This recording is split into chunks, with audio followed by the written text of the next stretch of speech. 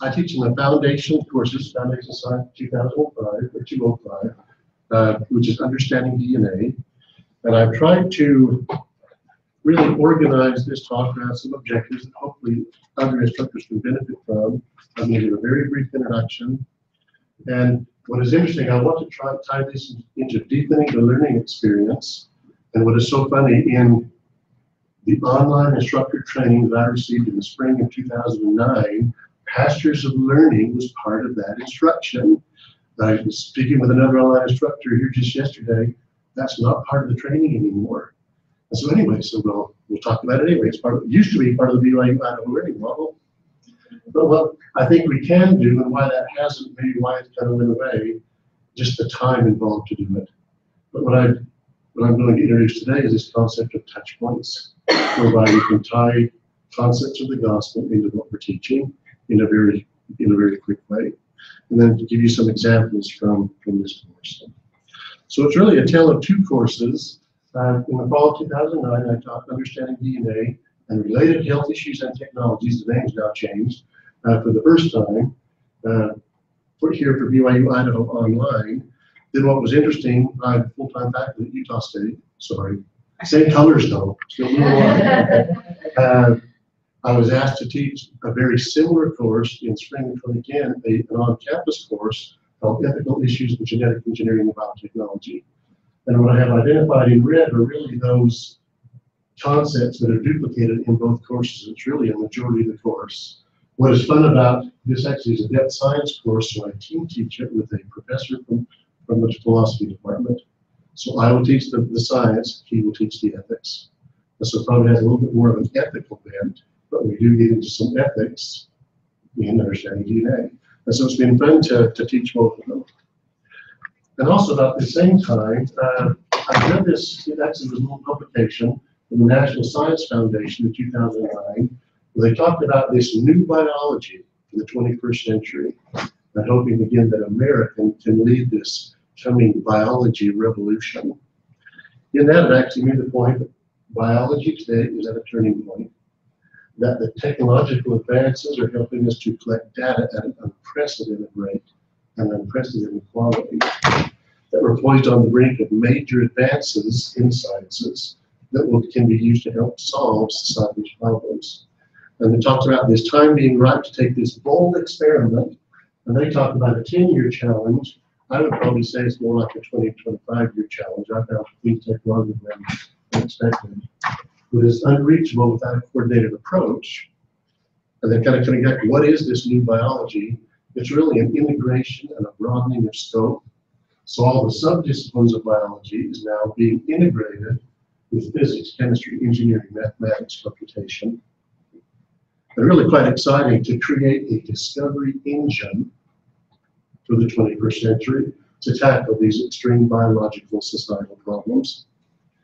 And actually a call for visionaries. Visionaries, and I think sometimes I have had the privilege of teaching students who I think have the capability to be some of these visionaries. I'm sure we'll do that too. In these courses, especially foundations, they're both science majors and non-science majors. And so here we're calling for visionaries of the scientists, to adapt food crops to grow in any condition, to diagnose and repair ecosystem damage, to develop new alternatives to fossil fuels, to achieving individualized medicine.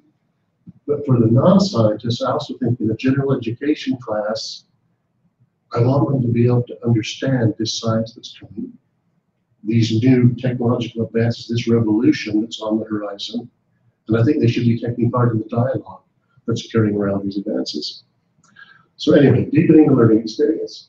So this came right from my facilitation skills packet from the spring of 2009, deepening the learning experience, where, and I thought everyone had this, maybe you probably had in different ways, that the principal reason for teaching one another is to deepen the learning experience. Students teach to learn, and they also learn to teach. But the traditional teaching method in academia is the sage on a stage. The learning model culture is the guide on the side, so each of us is that guide. But our key role, I think, is to deepen that learning experience. And so here's facilitating pastures of learning, asking inspired questions, providing meaningful feedback. I've been teaching this class for 6 years now, and I think I'm finally getting a hold of this one. So if I teach 10 more years, maybe I'll get the other ones.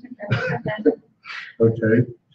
But I was really struck by this concept back 6 years ago when I had my online training. I love this concept of a pasture of learning, that we're going to lead our students like a shepherd would to deepen their understanding.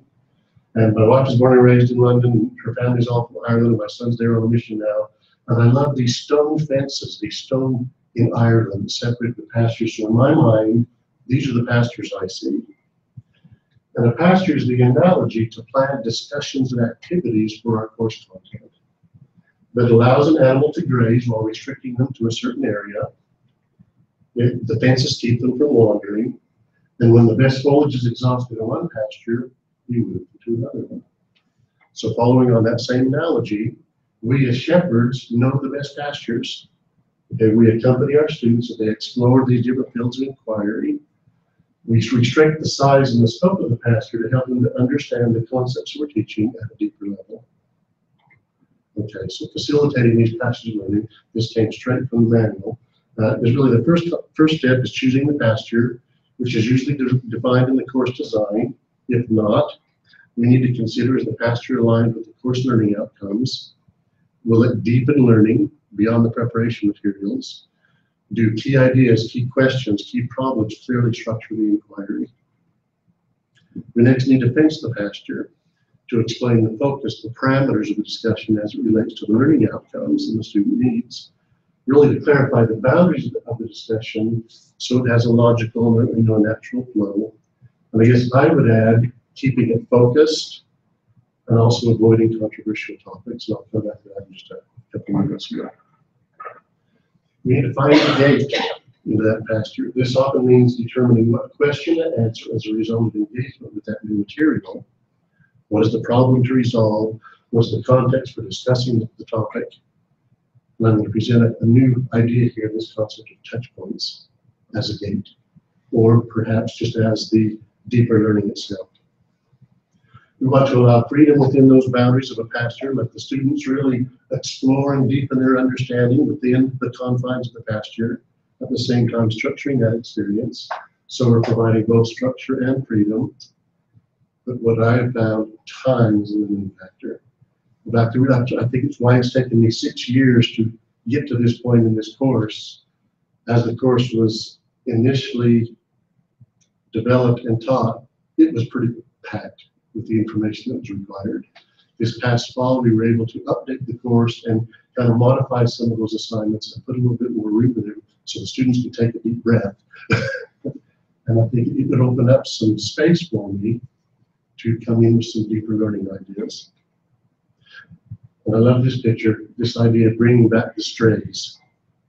When a student wanders outside of the boundaries of the comments or the questions, you know, we need to bring them back within the confines of discussion.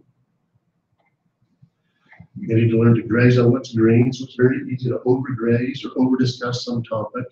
We want to encourage and lead students to explore the concepts of the pasture and discuss the ideas from different angles. Now at USU, we have these depth science courses where we look at a discipline or a concept or different content material from more than one angle. And that's really what we do in the foundations courses. That's also when I teach students to do research, and I will teach them to look at my research data, and I say, I want to walk around it and look at it from all different angles. If there's a mistake in my data, I want to be the one to catch it, not to be presenting at a meeting and have you catch it. You know, looking at our data from different angles, looking at concepts from different angles. Finally, we need to move on when the nourishment is exhausted. At a given point, the learning value of any activity can become diminished. So rather than pursuing every detail in loose end, we close the gate behind us and we go to the next pasture. And there are always other pastures. Okay, touch points. In 2013, I began teaching the leadership practicum course in the New School of Veterinary Medicine at USU. It's actually a discussion-based course where we have topics in leadership, and the students lead the discussions, all through in ideas and things from my experience. But I'm always looking for new ways to teach concepts of leadership. And I started subscribing to the management tip of the day from the Harvard Business Review, and that summer they actually published a wonderful article, Leaders Choose Your Words Wisely by Douglas Clement. I think this article has applications in teaching as much as it does in leadership. In this article, the author talks about these touch points as interactions with another person or a group that may last only a moment, but that can have long-lasting effects. He described, and I really recommend this article, I think it's only 2 pages long, and to me it was just powerful. He describes the impact of 7 what he called touch points in his life that totaled only 32 words, and yet would have a major impact on him. He says a few of those touch points included the phrases, "You can do better," "I'm so proud of you," or "How can I help?" I think we as online instructors have the ability to touch the lives of the students in our classes. With that concept in mind, I always try to choose my words carefully when I respond to students' questions or their criticism. I'm not sure we'll ever know if the words we say will actually serve as a touch point for those students. I think all of us have that power and that ability. Okay, going on, some examples from the course. These are the course modules. So we have 4 modules: genetic identity, genetic inheritance, cancer, genetic engineering. The modules have a number of different lessons attached to each one. My goal has been to identify a connection with the church, a connection to increase faith with the different lessons. I have not been able to find one for every lesson, and in some lessons it just really wouldn't fit the way the lesson is taught, but I have been able to find them for every module. Okay. So this very first module on genetic identity has lessons on chromosomes, DNA structure, DNA replication, forensics, personal genetics. The deepen the learning, I established what I think to say is a class culture very early on in the lessons on DNA structure and DNA replication. I'm going to show you one example today. By suggesting that we really do not completely understand some of the most basic processes in biology. So students should feel comfortable asking their questions. When I share with them, this is straight from a discussion blog, is I say, I expect most of you to learn about DNA replication in some of your earliest biology classes. So you would expect that everything is known about that process. Most textbooks will state one theory or another is true, although the exact mechanisms for DNA replication are still not completely understood. I'll actually give them 2 examples of theories on how different enzymes are involved in DNA replication. And then I give them this little statement. I've been doing research now for about 25 years, both in academia and biotechnology. And I say, the more I learn about science, the more I realize we don't have all the answers. Perhaps we're not meant to. If we had all the answers, how would we walk by faith? And so, I want to establish a culture that, first of all, I've been doing science a long time. I have no questions in my mind about the truthfulness of the gospel. Okay, so that science is out there. I don't have any doubts. And I don't think the students should have doubts. But I also don't have all the answers, but science doesn't have all the answers. So opening up some ideas there. We also have a really fun lesson on forensics in the same module, where there are some genetic components that were identified in King Tut and the mummies that were identified in his tomb. And the students, as an assignment, are asked to put that pedigree of families together based upon the genetic data that they have. And so I use a scripture from the Full Great Prize to lead a discussion from forensics of ancient mummies to the restoration of the gospel. The discovery of the tomb of Tutankhamun in the Valley of the Kings became famous for the wealth that it contained. The genetic relationship between King Tut and the mummies were discovered is real history. And I say, in addition to the science, there's also a story about pain. After my mission, I discovered a book by the master of ancient scripture and longtime BYU professor, Dr. Hugh Nibley, The Message of the Joseph Smith Papyri, an Egyptian endowment. It took me over a year to get through that book. But it was so fascinating in that he described how to understand some of the hieroglyphics that he discovered on some of the pyramids in Egypt. And then he pointed out similarities to our temple. And of course, again, using his words, he said we are not to talk about the temple ceremony, so he would leave it to the reader to identify and to recognize similarities, and it was quite remarkable. You wonder, how could that be? In the first great price, Abraham 1:26, we're told that Pharaoh, being a righteous man, established his kingdom and judged his people wisely and justly all his days, seeking earnestly to imitate that order established by the fathers in the first generations. What is the order established by the fathers in the first generations? Okay, meaning the priesthood. But because of his lineage, okay, he was a descendant of Ham, but the right to the priesthood went, from Abraham to Shem. He was cursed or not able to hold the priesthood. What is amazing to me, this is facsimile number 3, where Abraham is sitting upon Pharaoh's throne. Can you imagine a king inviting someone to sit on his throne? What Pharaoh must have thought of Abraham. He revered him. To invite him to sit on his throne. How much Abraham was inspired to teach Pharaoh, we don't know, but it's remarkable to study the ancient records and realize that the Lord was preparing for the restoration of the gospel thousands of years before it occurred. Moving on, next course module. This module is on genetic inheritance. We talked about Mendelian inheritance, so recessive dominance type traits, polygenetic inheritance, which is more than one gene, genetic disorders, pedigree analysis, genetic testing. With regards to deeper learning for the pedigree analysis, I use a website from the University of Utah and an article from Leah Homer to show the connection between genealogy and genetics. And this is now a little blurb I had in the blog there. I say that a connection between the earliest church and genetics, more human disease genes have been discovered in Utah than in any other place in the world. Due to the collaboration between members of the church, their work in genealogy, and genetic scientists at the University of Utah. And here's a blog that has more information.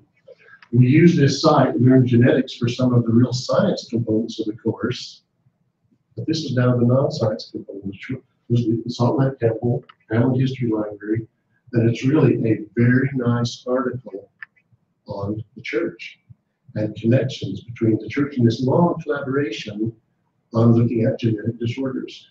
You'll hear what makes Utah families unique, our clean living. And it's really nice stuff. For that university, it's red and white. Okay. This also was a nice article. Getting a little dated now, 1979, getting a little old, kind of like me. Okay. But just the genetics of genealogy, very easy to read, and I think very well written, showing how the genetics and genealogy tie together. Okay. Genetic testing. This is now getting into a little bit more of a controversial area, so I'm careful about this, and I'll ask for a little bit of your feedback on it. With the advent of genetic testing, we're faced with many new questions about the role that genetics plays in behavior.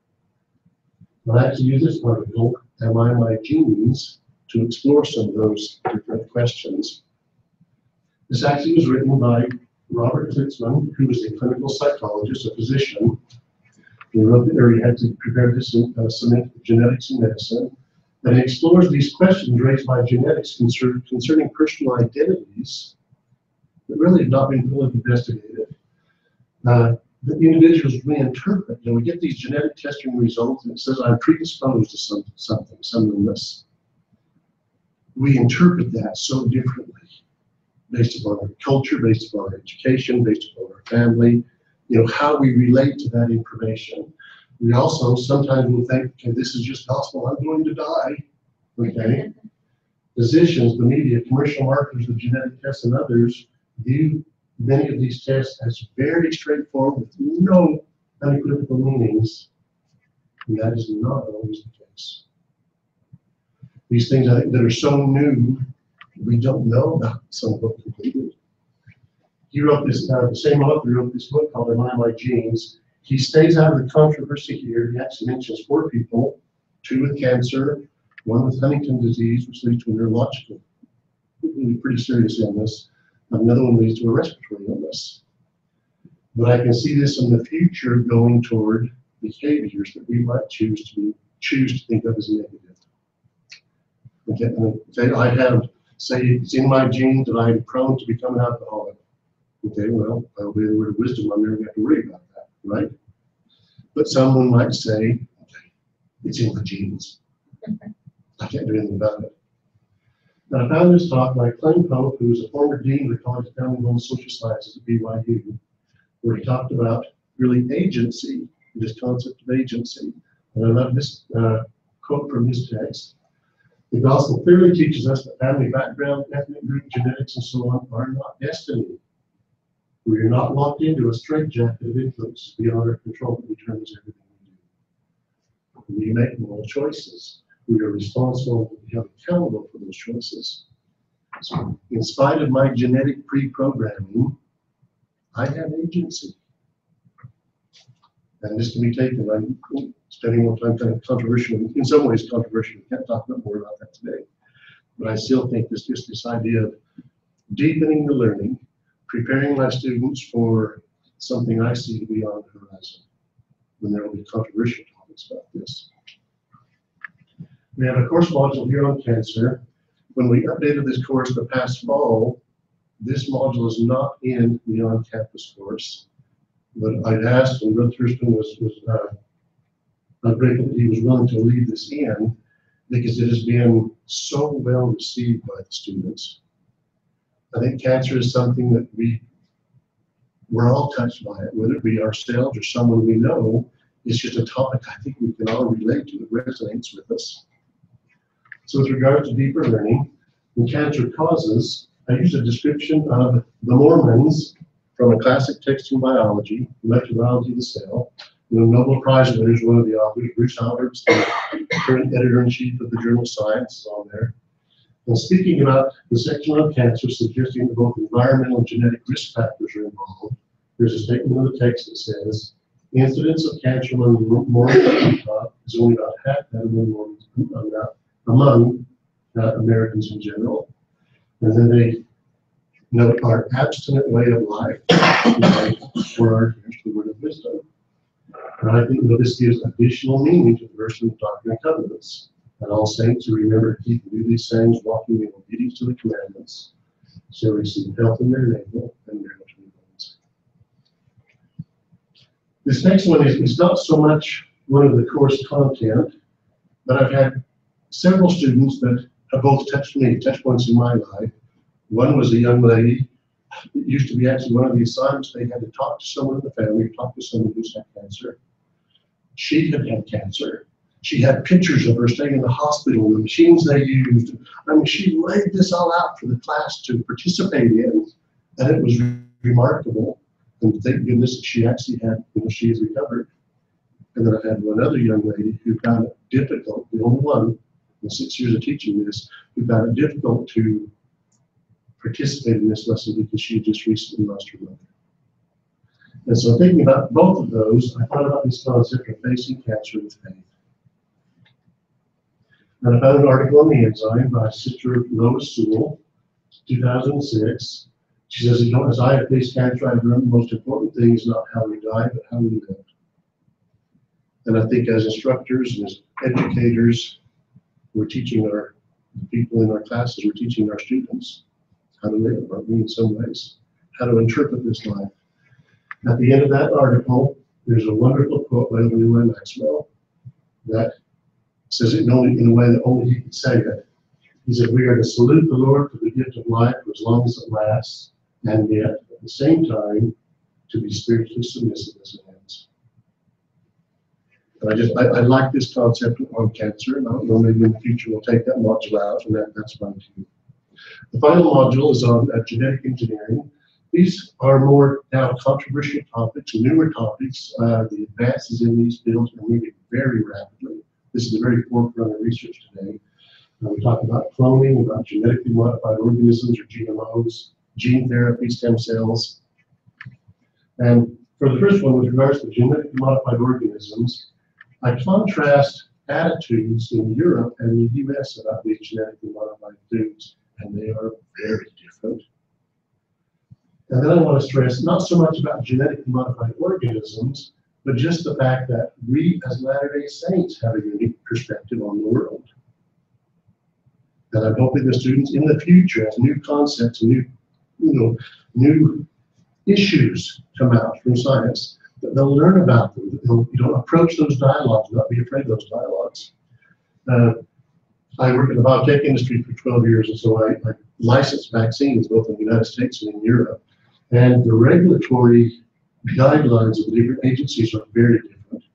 And this is now talking about genetically modified organism, the idea of licensing a new food in Europe, very different from the US. And consumer. To give you just a brief example, in America, we view farming as an industry. Often they're large corporate farms, a little different here in Rexburg. Okay, they're large farms, it's away from an urban center, it's away from nature or a national park. You know, we consider it as industry.